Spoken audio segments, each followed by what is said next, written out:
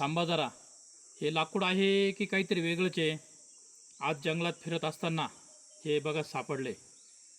आणि सगळ्यांनी नीट बघा, तुम्हाला काय दिसतंय हे? मला तर कधी कधी वाघाचा जबडा दिसतोय, कधी कधी मगर दिसते, कधी कधी वेगवेगळ्या पक्ष्यांचा आकार दिसतोय मित्रांनो.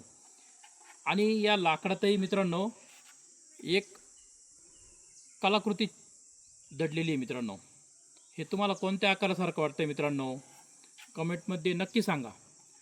निसर्ग वाचवा, कारण निसर्ग खरा कलाकार आहे मित्रांनो, हे लाकूड नाही आहे. तर निसर्गाची